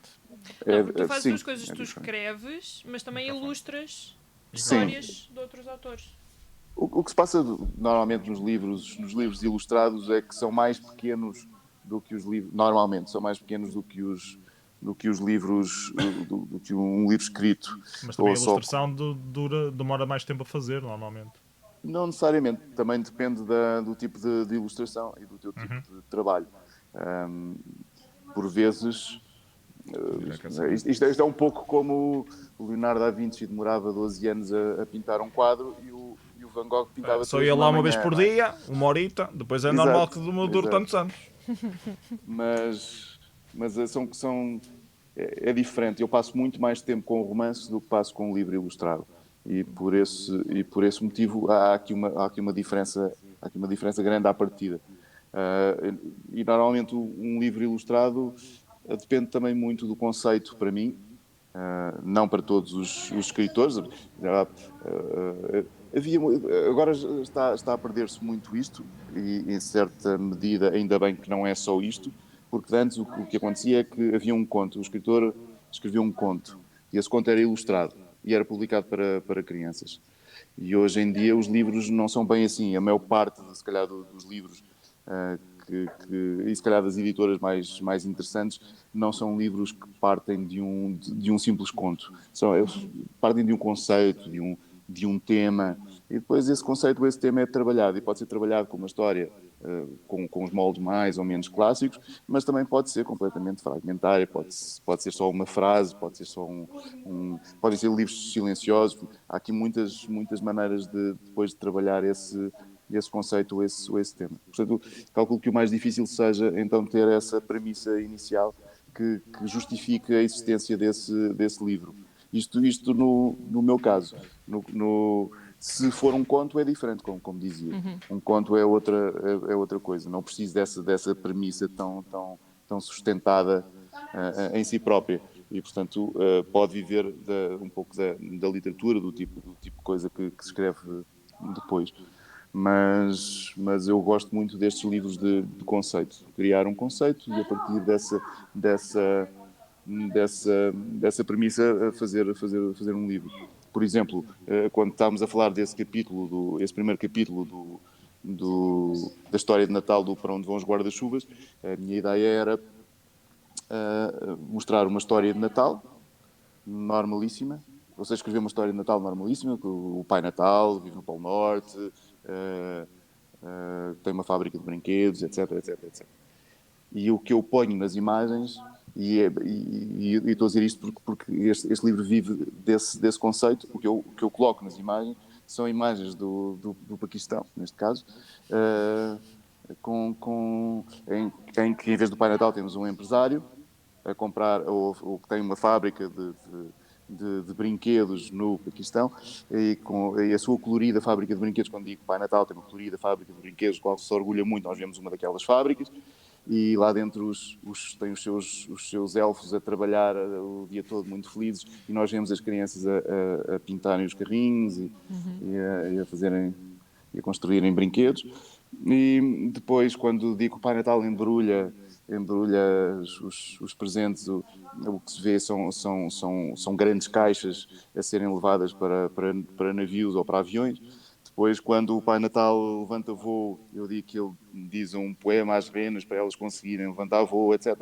E o que nós vemos é um avião a carregar mercadoria e por aí fora, até culminar nos meninos os meninos bem comportados que recebem o presente. Mas se nós lermos o texto, é uma história de Natal banalíssima, não tem nada mais do que isso. E se nós retirarmos a história de Natal, o que nós vemos é como é que os brinquedos são feitos, basicamente, nesta produção em massa em fábricas do Oriente. E, portanto, temos aqui dois discursos completamente diferentes que estão unidos num só. Mas, na verdade, é só o conceito que interessa. Claro, depois tem de ser bem executado e tem de ser eficiente, etc. Mas é a ideia que conta. Depois, a partir daí, ou seja, se eu não a tivesse, tinha um conto de Natal. Assim tenho outra coisa, tenho uma crítica social, tenho um conto de Natal à mesma, e portanto tens uma coisa confusa para algumas pessoas. Claro, e depois tem aqui todo um espectro ali pelo meio que não teria se fosse outro tipo de livro. Por isso, às vezes é difícil, porque é difícil chegar a um conceito ou uma ideia deste tipo. Outras vezes é mais fácil porque depois exige muito menos trabalho ao longo do tempo. Sei lá, um romance pode-me levar 3 anos a fazer, e eu, se tiver uma boa ideia e ilustrar todos os dias, sou capaz de acabar o livro num mês. Por exemplo, Como Cozinhar uma Criança, eu tive a ideia de escrever uma peça para cozinhar crianças, como uma metáfora à volta disto. Depois pensei, que tipo de ilustrações é que vou fazer? Vou fazer ilustrações a partir de fotografias que tenham que ver com comida e com cozinha. E, portanto, com utensílios de cozinha e com ingredientes da cozinha. E, portanto, peguei em batatas, e em tigelas, e em garfos, e Que é um livro talheres, culinário, etc. E fotografei e ilustrei em cima da fotografia. Ou seja, usei como base estas coisas e fazia um mínimo de... E, portanto, também já tinha uma parte de ilustração resolvida ao tirar a fotografia. Só tinha de montar, fazer ali um mini estúdio para fotografar objetos, e a partir desse momento a parte de ilustração propriamente dita, mais tradicional, já era um trabalho bastante mais reduzido, e portanto permitiu-me fazer isso muito rapidamente. Como é que tu geres propostas? O tempo já falámos um bocado, que é um bocado impossível, mas vai-se fazendo as coisas que nos dão mais desafio, nos dão mais interesse. Mas como é que tu geres propostas que te chegam e ideias que tu queres concretizar? De certeza que deves ter uma lista de 50 coisas que tu gostarias de fazer a seguir, mas que entretanto vêm todos os deadlines à frente. Sim, às vezes é muito difícil conseguir organizar-me. Muitas vezes esqueço-me, por exemplo, hoje esqueci-me de estar aqui a horas, mas muitas vezes esqueço-me de determinadas coisas, outras vezes anoto mal os dias, já aconteceu também, ou outras vezes anoto e depois há uma correção, afinal mudámos para o dia X, e eu depois não faço a correção na agenda. Mas isso é uma questão de agenciamento. Estou a falar um bocado de quando precisas de uma semana para escrever este novo livro, tu queres mesmo escrever, mas tens aqui outra coisa que tens para fazer. Arranjo momentos do dia para uma coisa e para outra. Não focas só antes misturas eu vários ia projetos ao dizer mesmo isso e tempo? acabei por não dizer.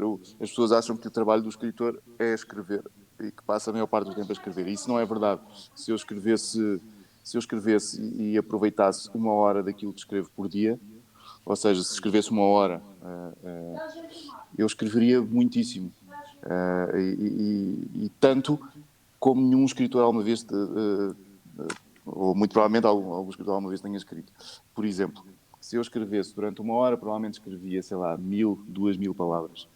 Se eu escrevesse 2000 palavras por dia, que não é muito, eu teria ao final de um mês 60.000 palavras, que é mais do que um romance de 250 páginas.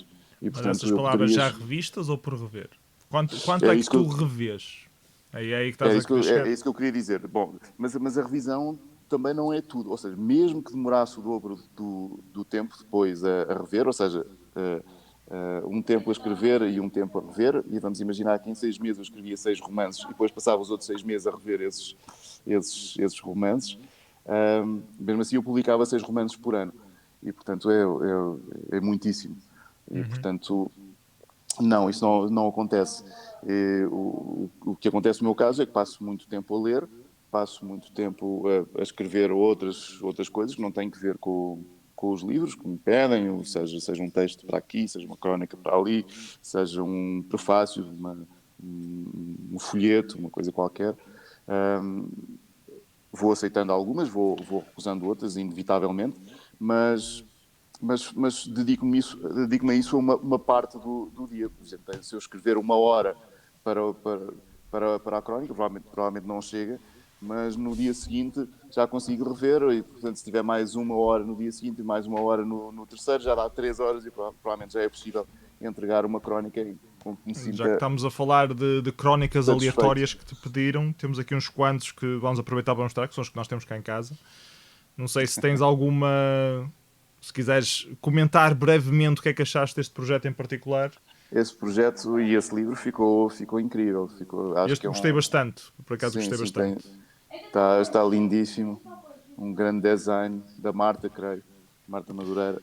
A Granta. Olha, mas é um pesadelo nas estantes. Este é um pesadelo. Foi encaixar. Tem um formato assim um bocado duvidoso. Eu tenho outro também muito bonito, mas que também é muito complicado. É uma coisa gigante, que tem ilustrações também muito, muito bonitas, e que as páginas se podem tirar e se podem pendurar, etc. Mas para guardar na estante é chato. A Granta. E eu tive alguma dificuldade em perceber o que era a Granta. A Cristina teve-nos explicar umas 5 vezes. Sim. Vais explicar mais uma, assim, sumariamente? Só para quem está a ouvir. É uma revista literária que tem temas trimestrais, são 4 por ano. E tu falaste um bocado sempre... sobre o eu. Exato, tem sempre um tema, e depois são várias pessoas que escrevem contos relacionados. Como é que foi esta experiência de escrever para a Granta? Tu lês regularmente a Granta? Nós temos a coleção de quase todos eles. Eu acho que quando eu escrevi esse texto para a Granta, eu acho que foi o primeiro volume. Portanto, ainda não existia em Portugal. Pois, porque, portanto, comprava às vezes a Granta inglesa, sim, de vez em quando, sim. Não sempre. E tens acompanhado a evolução, ou se calhar não devia estar a fazer esta pergunta? Sim, tenho acompanhado a evolução, sim. Ok. Contos Imperfeitos, lembras-te de ter participado nisto? Sim. Era sobre o Mosteiro da Batalha. Foram uma série de contos de uma série de escritores, a maior parte da região, sobre o Mosteiro da Batalha. Eu não sou propriamente da região, sou da Figueira da Foz, mas enfim, não é assim tão longe. É um bocado perto, é isso que ia dizer. Não é assim... Mas eu tenho que contar um segredo. Eu comprei este livro, não foi por tua causa. Foi por causa do desculpa. Foi por causa do Paul Kellerman.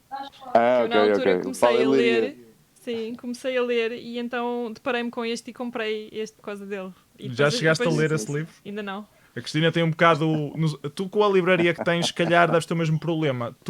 Qual é a percentagem de livros que tu já leste dos que estão aí atrás?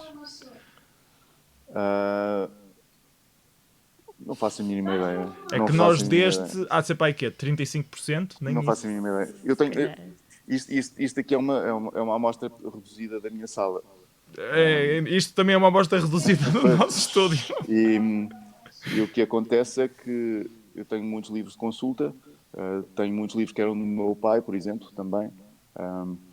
E claro, gosto muito eu acho que uma biblioteca não é necessariamente para... O que vais ler a seguir, mas o que queres ter acesso a. É para ter liberdade para ler. Ou seja, eu quanto mais... Eu li um artigo sobre o Humberto Eco que falava muito eloquentemente sobre isso que ele tem. O Humberto Eco tinha uma grande coleção.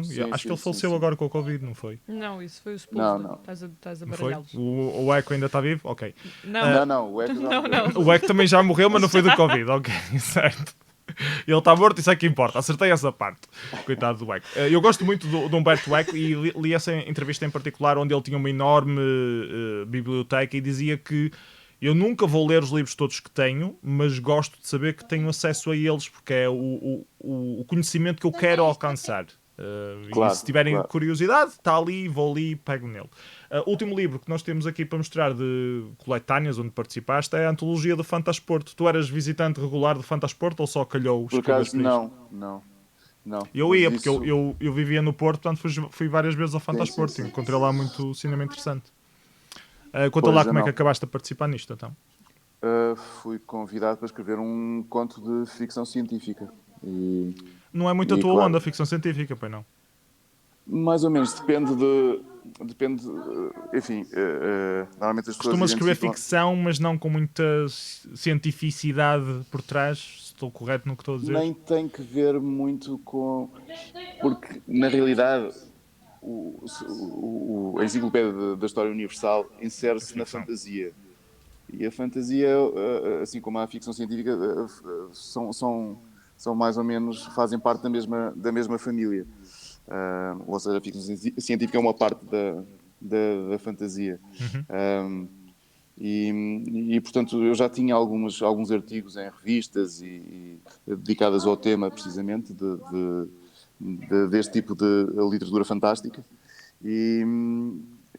Portanto, já tinha um pé na ficção científica, podemos dizer assim. Não necessariamente na ficção científica, mas muito perto disso. Portanto, foi... Até porque temos poucos autores cá em Portugal. Eu acho que escolheram... Ouvi falar muito sobre isso, mas eu até conheço alguns quantos, portanto fiquei sempre um bocado... Podiam ser mais. Não, mas temos poucos. Podiam ser mais. Sim, uma coisa que eu te queria perguntar, já que tu és tão fã do álcool... Se nós conhecermos o meio, sabemos que existem bastantes mais, mas com algum sucesso... e que publiquem regularmente há muito Mas poucos. Isso, a ficção científica no geral em Portugal não tem assim muita saída. Há grandes clássicos a ser editados que ficam a meio da edição porque não tiveram grande saída. Sim, não é tão fácil. É o mesmo, acontece o mesmo com os policiais e com outros subgéneros. Ahm, É um é uma mercado ser pena, pequeno. é uma pena. Eu tenho muita pena disso, até porque sou um grande leitor de ficção científica e policiais também, mas gosto muito de ficção científica. E alguns dos meus escritores favoritos são escritores de ficção científica, ou assim, catalogados. O meu género favorito é mais ficção científica, portanto, partilho dessa paixão. Uma coisa que eu queria falar contigo, já que tu gostas muito de álcool e de ficção científica e és português, já consideraste participar no Wine Punk, uma coisa organizada pela saída de emergência de Não, contos? Não era pela saída de emergência? editorial Divergência. Editorial Divergência. Tá parecido. Tá Está perto. quase, está quase. O nome tem assim umas certas vogais semelhantes. Não. Eu participei em alguns eventos organizados ou por saída de emergência ou por... e até durante algum tempo escrevi regularmente para a revista Bang, que era distribuída, creio eu, na FNAC. Sim. Mas foi só isso. Ok. Mas a editorial Divergência não tem nada a ver com a saída de emergência. Eles são uma editora independente e publicam ficção especulativa. E têm várias compilações, antologias. E esta em particular da Wine Punk é steampunk, mas com o Com tema vinho. relacionado ao vinho, E, ao Douro. e muito pronto. ligado. Tu chegaste a ler, ainda não? Não, ainda não li os Só eu é contos, que li só tu ainda, é que então. leste. Eu também sim. não, O eu volume não um. conhecia O e volume não tinha ouvido falar. Não É sei. curioso, achei que tem potencial. E tu, como sendo um homem do álcool, achei que eras capaz de ter algum interesse nessa coisa, mas se não, tudo bem, amigos, na mesma, ninguém se chateia com isso. Não Coitado, não conhecia. pode escrever o Jesus Cristo bebia cerveja que já fica catalogado como o homem do álcool. Há mais algum livro dele em particular que tu queres fazer alguma pergunta, Cristina? Não, tenho só. Por acaso, o Jesus Cristo bebia cerveja. Na altura que li. Tens de falar para o microfone. Na altura que li, gostei. Não adorei assim, mas gostei. Não gostaste tanto como os guarda-chuvas? Não gostei tanto como os guarda-chuvas. Mas foi engraçado porque depois pediram para contar a história e eu comecei a contar a história e achei espetacular a maneira como aquilo saiu em versão contada. Achei que acho que é uma coisa que funciona bem em voz alta. Sim, sério? porque é fácil de contar a história, sim. Isso é uma coisa muito importante para quem, quando se estrutura uma história, saber contá-la em poucas linhas. Coisa que, por exemplo, não acontece no Pronto mais ou menos, também acontece. Também não é assim tão difícil. O meu livro mais complicado de fazer isso é A Boneca de Kokoschka. Mas os outros, Esse ainda não li. basicamente, têm uma premissa que pode ser contada em poucas linhas e que eu espero que soe bem. Vamos comprar um poeta. Bom, é uma sociedade em que só se valoriza aquilo que dá lucro, etc, etc. E, portanto, os poetas, sendo pessoas não lucrativas, são vendidas como mascotes. E, portanto, as pessoas podem ir a uma loja de poetas e levar um poeta para casa. Coisa que acontece nesta família, a menina leva um poeta para casa. E, portanto, basicamente, eu conto a premissa em muito pouco tempo. E como o Jesus Cristo bebia cerveja. Uma senhora muito velha quer ir a Jerusalém, o seu último desejo é ir visitar a Terra Santa, não pode, não tem dinheiro, e a neta vai para realizar o desejo dela, com a ajuda de outro senhor, decide fazer uma mistificação e disfarçar uma pequena aldeia vizinha em Jerusalém e levar a avó e dizer que levar a avó ali e dizer que é Jerusalém. E portanto, mais uma vez, em poucas linhas, nós descrevemos o enredo tanto Depois do é a encontro maneira como do... está Não, depois contado. eu estou-me a rir porque eu depois imagino a cena toda e então pronto.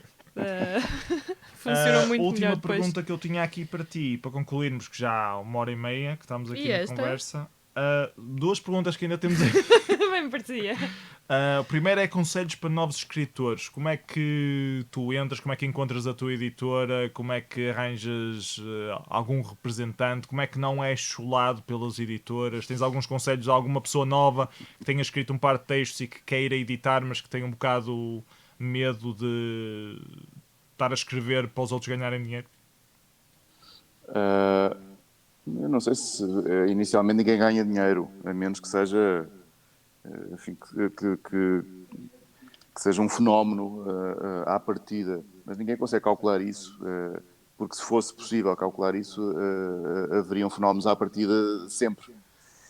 Uma pergunta paralela que te posso fazer é o que é que achas deste novo método de auto-editar? Que tu podes editar online na Amazon gratuitamente e criar edições físicas e se calhar até chegas a um mercado maior, porque vais ao mercado internacional, é sempre difícil ter visibilidade, porque precisas sempre de ter nome, ter publicidade e que nunca ninguém tem, mas se calhar o facto de estás a atirar para um mercado maior, para começar, se calhar tem mais probabilidade de o barro colar em alguma parede, já que atiras a 100 paredes em vez de atirar só uma, que é Portugal. Bom, O que é que achas disso? se me autopublicasse, provavelmente preferia uma coisa desse tipo do que algumas Vanity Press, porque depois o trabalho enfim, o design normalmente é péssimo, são livros que não chegam aos críticos nem aos médias tradicionais, porque ninguém quer saber, não é, desses livros, e ainda que os contratos assumam que vão ser entregues, são entregues de facto, mas mais as editoras não podem fazer. E depois há o problema da distribuição, que ainda que possam assegurar também a distribuição, a verdade é que ela só acontece quando as livrarias pedem esses livros, porque eu tenho uma livraria Muito difícil. que, como sabem, é um espaço finito e, portanto, dentro dessa livraria eu posso ter determinados livros e, portanto, não vou encher a minha livraria com livros que ninguém vai comprar. Então Ou que como é que ninguém um pede. novo autor chega? É escrever e pode ser que ao 16º livro alguém liga aquilo? Sim, há duas coisas. Bom, há muitas coisas fundamentais para se escrever. Uma delas é ler. Há muita gente que acha que pode simplesmente escrever e pode. E até pode ser uma coisa boa. Em princípio, Mas a normalmente a probabilidade é mais sorte reduzida. é preciso, para depois escrever um segundo livro bom, já implica outro tipo de coisa. Às vezes acontece também porque a pessoa não escreve mal, porque tem outro tipo de treino, porque se calhar tem uma história pessoal muito interessante. Normalmente essas histórias são sobre a sua família, sobre elas próprias, e portanto são muito autocentradas, sem desprimor em relação a isso, Escrever sobre o que conheces é a primeira regra para mas novos sim. escritores. Sim, mas escrever sobre o que eu conheço pode ser, por exemplo, eu vivo no Alentejo, escrevo sobre o Alentejo, poderia ser. Ou pode ser sobre. Eu leio muito sobre física e, por exemplo, escrevo um romance sobre física, por exemplo. Mas isso é outra coisa. Bom, mas dizia que ler é muito importante. Depois é preciso ter alguma sorte no meio disto, ou então ter alguma capacidade social, porque é muito difícil de ser lido por um editor. Cá em Portugal não havia agentes, agora há agentes, mas ainda continua a ser uma coisa muito É só para quem já tem um limitada nome. no contexto português. Mas, por exemplo, a questão dos prémios essencial no literários estrangeiro. É essencial no estrangeiro. ajuda E claro, para e depois novos há os autores. prémios. Exatamente. Depois há prémios literários que vencer um ou outro é sempre bom, porque a partir daí as pessoas podem começar a publicar. Eu acho que nunca E há comprei nenhum há livro por realmente ter ganho muitos. um prémio literário. Eu não sei quantos prémios literários existem em Portugal, mas há muitos. E os E novos refiro. testamentos FNAC, Não, FNAC é o há único que eu o conheço. Prémio Saramago, por exemplo. Tu Não, não mas isso é estás para tão autores dentro. publicados. Sim. Para autores publicados. Refiro-me a prémios para inéditos, que é isso que estamos a falar. Ou seja, uma pessoa que quer começar a Sim, escrever. Sim, Não é sim. que tenha um livro publicado, queira começar a escrever. E nesse caso, a maior parte dos prémios dados pelas câmaras municipais por todo o país são prémios deste tipo. Alguns também patrocinados por editoras, que prometem a publicação. Às vezes é só isso, outras vezes não. Normalmente, do caso das câmaras municipais, tem um valor monetário associado, que é sempre interessante para quem está a começar. E, aliás, para toda a gente, creio eu. Mas, Para quem tem compras para fazer no final do mês. exato. Ou contas para pagar. Mas sim, essa pode ser também uma maneira de começar e ter alguma paciência. Por exemplo, eu não tenho esse tipo de estofo, eu não seria capaz de andar a enviar e-mails para editores.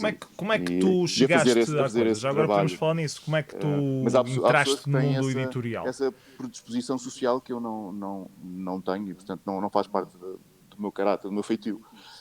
Também nada contra, pelo contrário, é aqui um defeito que eu tenho, não é propriamente não estou problemas técnicos. eu Estava-te só a perguntar como é que tu fizeste como é que tu conseguiste entrar no mundo editorial? Conseguiste arranjar algum contacto milagroso? Como é que funcionou isso? Se não é não, indiscrição. eu enviei o primeiro livro que tinha para a Bertrand e tive a sorte da editora gostar muito da enciclopédia, dos textos que estavam lá escritos. Talvez o formato tenha ajudado. Os editores têm sempre uma pilha de livros para ler e não dão vazão.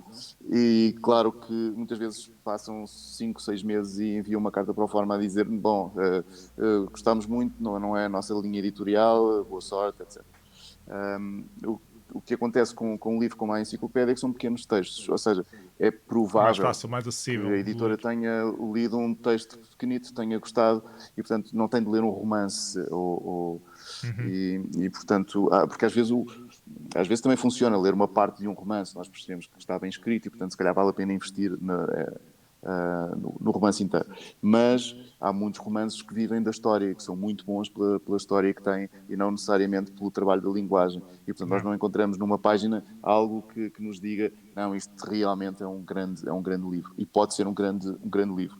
E por isso dizia, às vezes é preciso sorte de ser, para ser lido e enfim, as grandes editoras em princípio deveriam ter toda uma secção mas não temos mercado para isso e, portanto, o que normalmente acontece é que os editores trabalham os autores que conhecem e muito poucos aqueles que são desconhecidos. Portanto, há pouca possibilidade de se ingrar.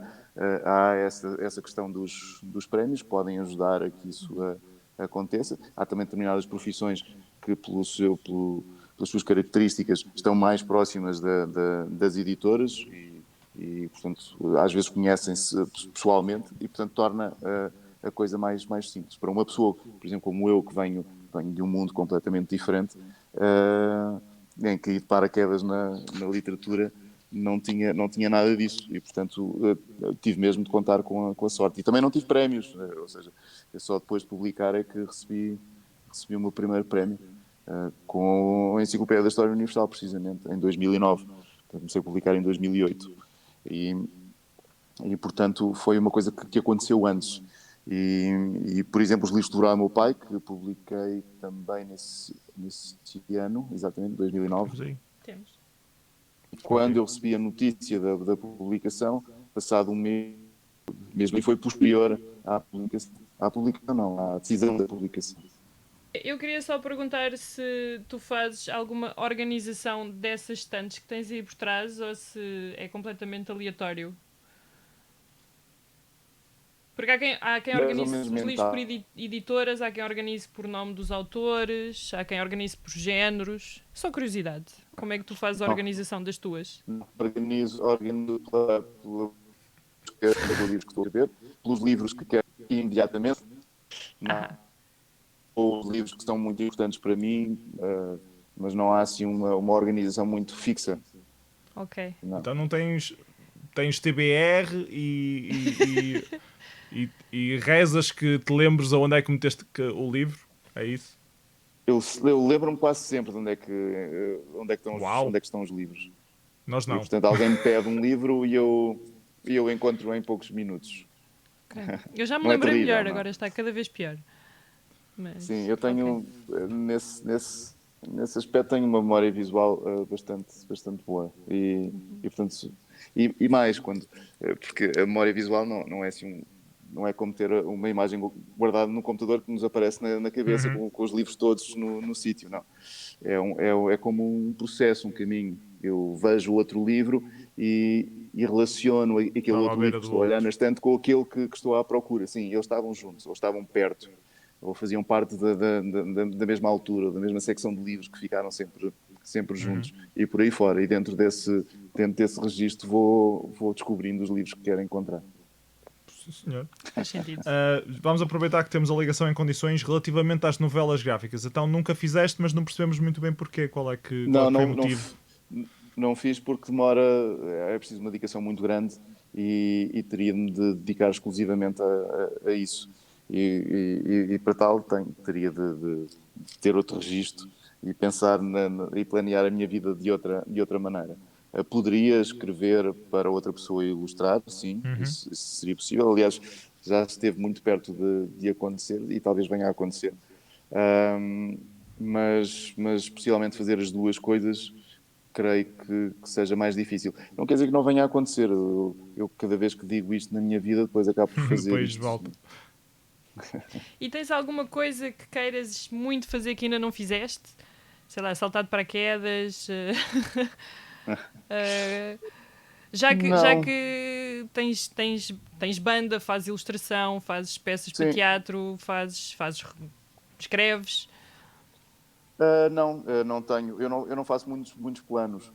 E, portanto, pode acontecer que a determinada altura me apaixone por outra coisa qualquer e que invista nisso.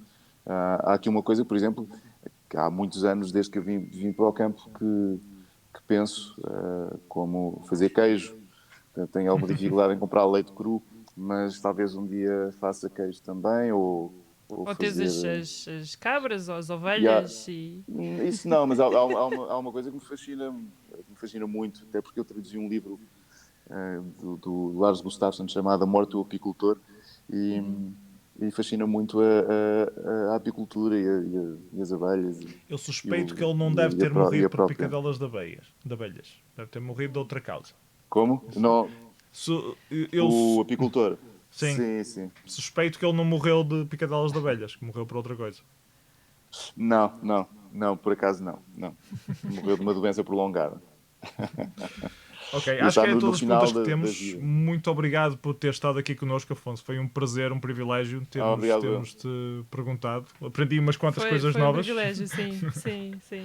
Não Muito sei se obrigada. queres deixar aí alguma informação, ou algum 5 horas, está tirando os bombeiros, portanto Não temos de ir tenho buscar o assim. Afonso. Tens algum projeto novo que está a sair que queiras Não. promover, queres mencionar? Hei de ter livros a sair em novembro, mas não é para já e, portanto, não vale a Ok. pena falar Ok. sobre isso. Pronto. Mas na Feira do Livro de Lisboa vai estar presente então dia 5 e dia 6. Portanto, vamos 5 pelo e menos 6, anunciar isso. exatamente. Exato.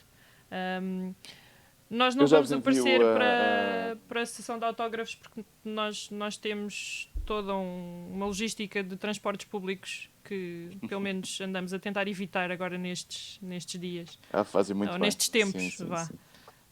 E então não vamos nem à Feira do Livro do Porto nem à de Lisboa, com muita pena, mas há pessoas que vão e fazem muito bem, por isso de certeza que vais ter pessoas lá a pedir Sim, autógrafos. Não, parece que não... a feira tem estado cheia, não sei se Tem, estará quando eu lá tem, estiver, mas Não te esqueças tem. de levar máscara, vais Exato, precisar. não, exato. é obrigatório, não se pode Sim, estar lá sim, sem sim. máscara.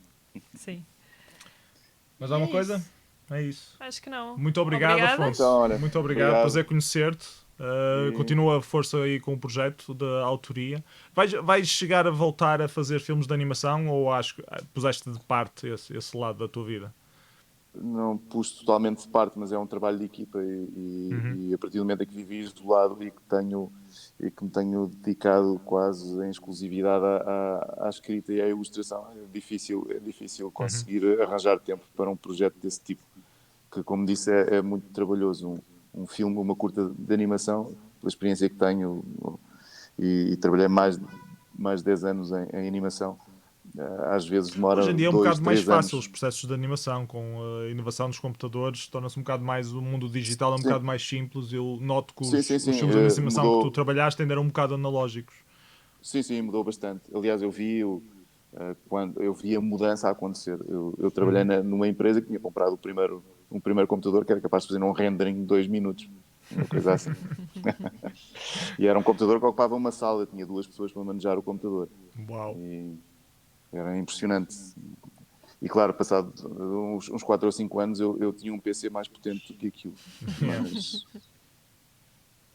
Mas pronto, e mudou É muito assim. a animação, de facto. E também o estilo de animação, as coisas que se fazem hoje em dia são muito diferentes.